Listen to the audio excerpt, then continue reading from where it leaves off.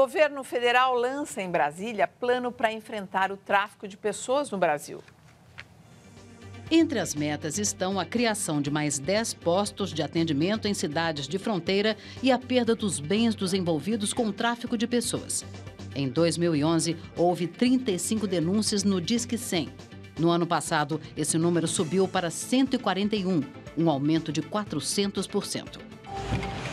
Frente de supermercado é derrubada por tempestade e mata uma mulher na noite de ontem em Cubatão, no litoral de São Paulo. O vendaval, seguido de chuva forte, durou cerca de 5 minutos e também arrancou vigas, telhas e quebrou vidros de uma escola no horário de aula. O local foi fechado para a vistoria da Defesa Civil.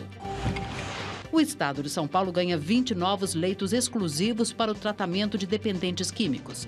As vagas, custeadas pelo governo do estado, são destinadas a dependentes do sexo masculino maiores de 18 anos e estarão disponíveis no Centro de Atenção Integrada em Saúde Mental, na Água Funda, na zona sul da capital.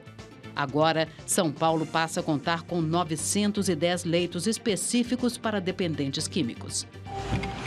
Pai e filho foram presos na capital paulista acusados de fraudar exames do Detran com dedos falsos.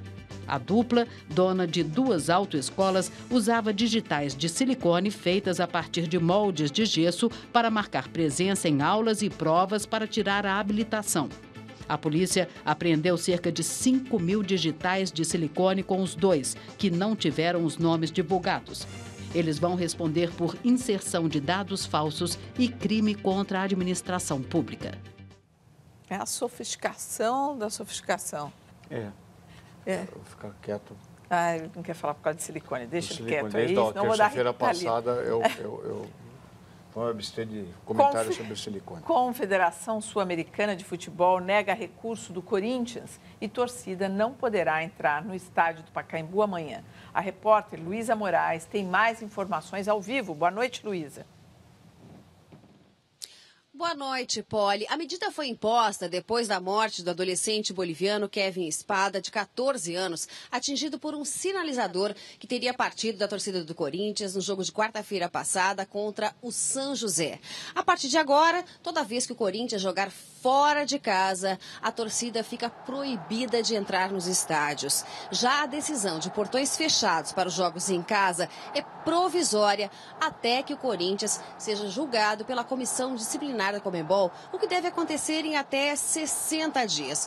Hoje, em nota, o Corinthians afirmou que vai ressarcir os torcedores que já haviam comprado ingressos para o jogo de amanhã contra o Milionários da Colômbia, time que até agora há pouco treinava aqui no estádio do Pacaembu. Cerca de 30.000 ingressos já tinham sido vendidos. O Corinthians afirmou ainda na mesma nota que amanhã só terão acesso ao estádio o presidente, a diretoria de futebol, a comissão técnica e, é claro, os atletas. O time pede ainda que os torcedores evitem se aglomerar nas imediações do estádio, pelo menos enquanto vigorar a punição. A Polícia Militar, que é responsável pelo monitoramento do trânsito, também pela segurança aqui da Praça Charles Miller, disse que amanhã o efetivo que normalmente trabalha dentro do estádio vai reforçar o policiamento na área externa. Isso porque existe sim a possibilidade de aglomerações aqui no entorno do Pacaembu e essa é justamente a preocupação de quem vive na região. Eu converso agora com a Iênides, que é da Associação Viva Pacaembu. Iênides, conta pra gente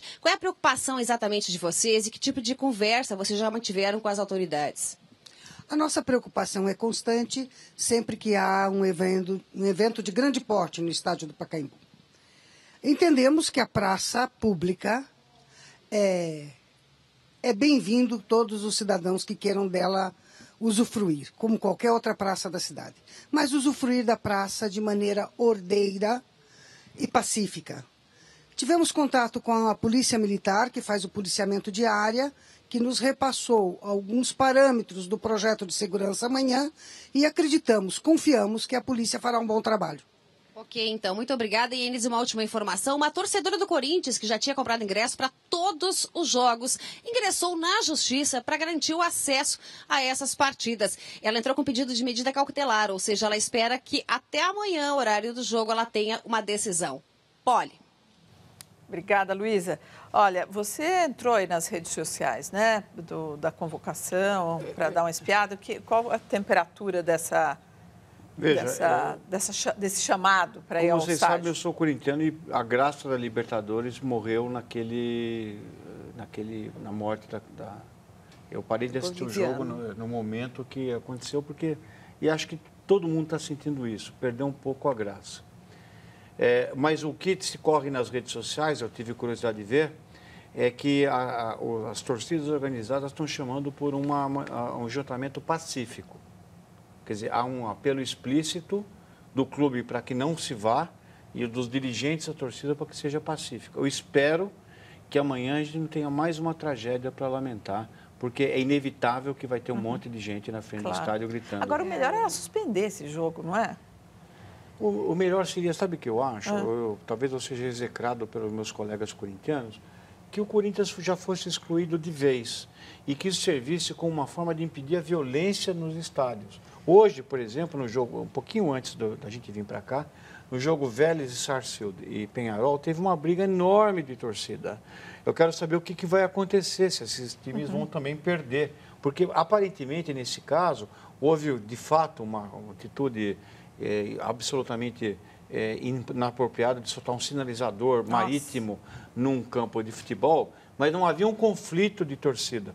Nessa houve um conflito mesmo de torcida entre duas torcidas rivais. Eu quero saber o que vai acontecer com esses times. Eles vão perder também o direito de utilizar? Então, se essa for a conduta da Confederação Sul-Americana de Futebol, eu acho que ela tem toda a razão. Agora, se for um caso pontual, eu acho que aí tem um erro. Veja, uma briga em casa já é feia. Agora, uma torcida ir para um país vizinho e, num ato totalmente irresponsável, matar um rapaz, isso é muito feio. Quer dizer, é uma atitude que precisa realmente ser seriamente vista.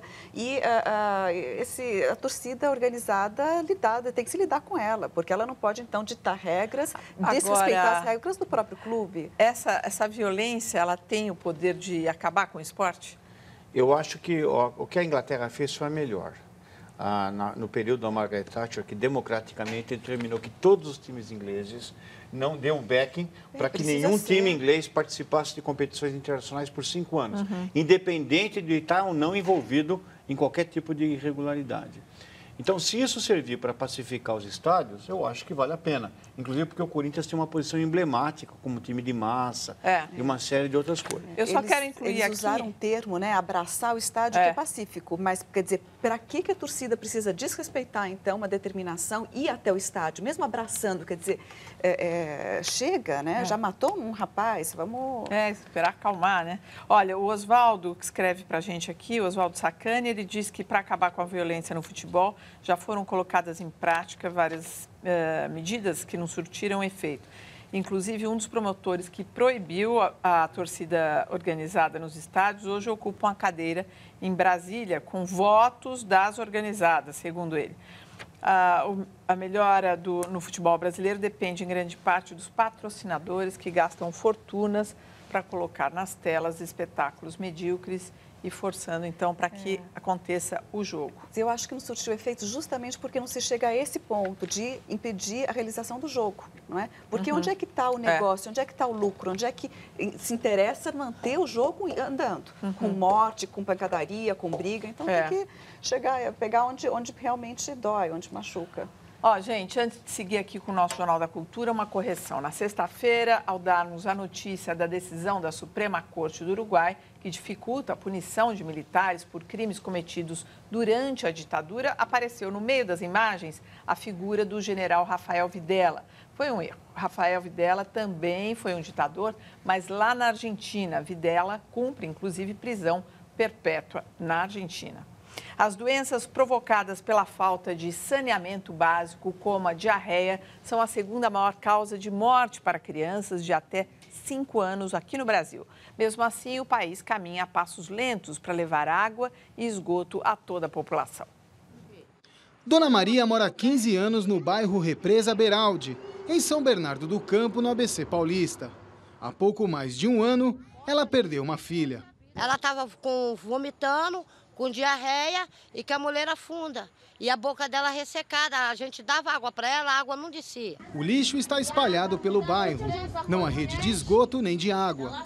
Muitas residências têm poços de água a poucos metros da represa que recebe o esgoto das casas. Essa água é minada para dentro do poço. E essa água a gente utiliza ela para fazer comida, para beber, porque não tem outra forma da gente arrumar água. Nos dias quentes, a represa também serve de área de lazer para as crianças. Tá muito suja a água? Tá. Você não tem medo de pegar uma doença? Tenho. E por que continua nadando então? Porque eu nado por causa do sol, refrescar. A sujeira atrai os animais. Tem ratazana, cobra, tem lagarto, tem tudo que você imaginar. A escola e o posto de saúde ficam a 40 minutos do bairro. Por isso, Evelyn vai ter que suportar as dores até conseguir o remédio para a picada de cobra, que levou no pé. Sentado assim, tomando água fresca, aí veio do nada e picou e foi feio o negócio. E o pé tá aqui que tá só pela misericórdia de Deus mesmo. E eu tô indo no médico agora e para chegar no posto de saúde aqui é quase 1 hora dentro do ônibus pulando para essa estrada louca aí que vocês vê. Se ainda há falta de saneamento no estado de São Paulo, imagine nas regiões mais pobres do país. Disparadamente, a região norte, em primeiro lugar. Menos de 10% da população da região norte tem coleta de esgoto, isso já fala a gravidade. Depois a região nordeste, várias cidades com taxas de internação muito altas e principalmente crianças. Depois a região centro-oeste. Segundo a Organização Mundial da Saúde, o saneamento básico precário é uma das graves ameaças à saúde humana e responde por 88% das mortes por diarreia em todo o mundo. Todos os anos, cerca de 1,5 milhão de crianças entre 0 e 5 anos de idade morrem por causa da doença, principalmente nos países em desenvolvimento. Em 2011, quase 400 mil pessoas foram internadas no Brasil por causa de diarreia. Cerca de 140 mil eram crianças menores de 5 anos. Com essas internações, o Sistema Único de Saúde gastou 140 milhões de reais. Os municípios que tiveram mais internações por habitante foram Ananindeua, no Pará, Belford Roxo, no Rio de Janeiro, Anápolis, em Goiás e Belém. Segundo o Instituto Trata Brasil, que fez um relatório sobre os impactos na saúde relacionados à falta de saneamento básico, o país deveria gastar entre 17 e 18 bilhões de reais por ano para resolver o problema até 2030, mas não investe nem a metade disso. Se a gente continuar nesse ritmo, o Brasil só vai ter água e esgoto para todo mundo a partir de 2050. Segundo a Sabesp, a Companhia de Saneamento Básico do Estado, a área que nós mostramos na reportagem é irregular. Portanto, a companhia não pode implantar redes de água e esgoto no local. A secretária de Habitação de São Bernardo do Campo reconheceu o problema e informou que a prefeitura assinou um compromisso com o governo do estado para retirar as famílias do local, mas ainda não há data definida para o reassentamento. Sabe que vendo essas matérias assim que a gente vira e mexe tem aqui no jornal, que sobre saneamento, as condições e tudo mais, e a gente sempre está falando aqui que o Brasil é a 6ª economia, se não me engano, os números, é um país rico, e aí eu lembrei até do fim da pobreza absoluta com R$70 por mês. Quer dizer, são assim, os números, as estatísticas não combinam com a realidade. Investe menos de 3% do PIB em infraestrutura, não é? Isso é o retrato claro da extrema desigualdade do país, a existência de 50% da população sem saneamento básico. Né? Nós estamos discutindo que não tem coleta, e não estamos nem falando do tratamento, que é quando a gente joga esgoto in natura, na água, e a gente está perdendo o recurso hídrico. Então, aí você vê o pior dos mundos, você vê. Primeiro, ocupação irregular, com a leniência e conivência do serviço público, em área de manancial. Aí você contamina o manancial, onde todos bebem, não só aquelas pessoas que estão ali. A dificuldade de acesso à assistência médica, né?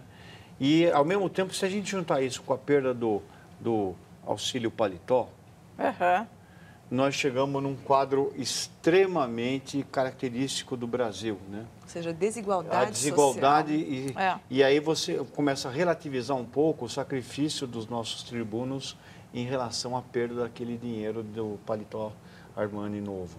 Né? Então, agora, por que a nossa água acaba ficando tão cara? Porque, veja, o São Paulo, vamos pegar um caso de São Paulo que eu conheço um pouco melhor. São Paulo, quando ela foi fundada, ela pega o Tamanduateí, o Pinheiros e o Tietê, inclusive com as suas várzeas como mecanismo de defesa contra ataques indígenas e assim por diante. Hoje, nós transformamos o Tamanduateí numa avenida e numa latrina, ao mesmo tempo que o Pinheiros e o Tietê também se transformaram nisso.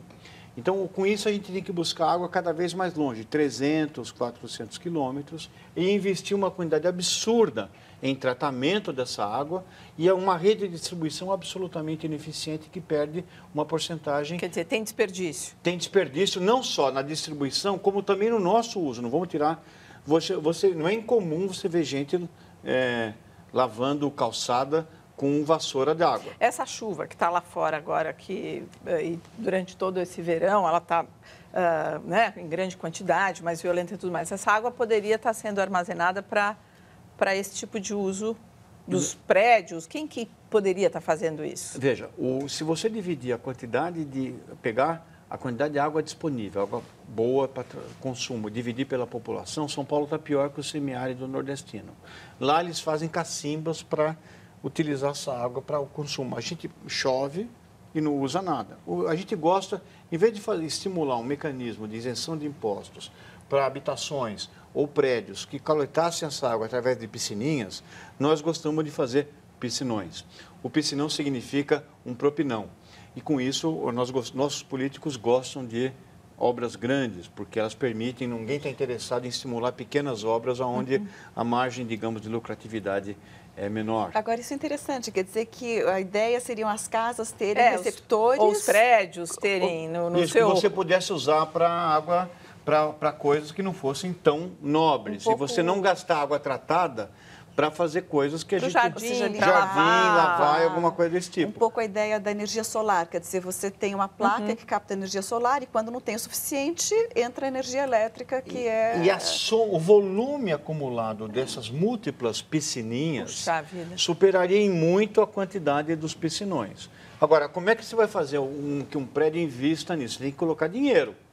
Então, talvez você pudesse dar um desconto na conta d'água, você pudesse descontar o IPTU. Essa cisterna tem que ser um preço, tem que ter preço, né? Quer dizer, toda essa água pode ir para dar descarga, limpar o jardim. E, na verdade, é muito barato, se for pensar. Daí tem que mudar o caminho da água, né? Essa aqui é a água que vai para... Esse não é o problema. O problema é você fazer uma pessoa investir nisso. Então, e ela não vai investir se ela não tiver um ganho nesse negócio. Então, isso é uma questão de política pública muito fácil. Enquanto que no Nordeste, pela falta... O problema lá não é inundação, é falta de água. Nós temos um problema que falta água num determinado período, nossos reservatórios caem. E, outro lado, nós temos um excesso de água que vai provocar inundação, leptospirose e uma série de outras coisas. Quer dizer, a gente vive como se vivêssemos na época do Tibiriçá. Quer dizer, nós tivéssemos uma abundância de água e conseguíssemos, então, considerar como um bem natural, inesgotável e com um custo muito baixo. Puxa vida, essas piscininhas que você fala aqui, que interessante que seria a vida da gente aqui, não é? Seria uma política que, se fosse por água abaixo, daria certo. A seguir, curso de idioma online transforma doméstica em guia turística. E mais, Bento XVI será chamado de Papa Emérito após a renúncia.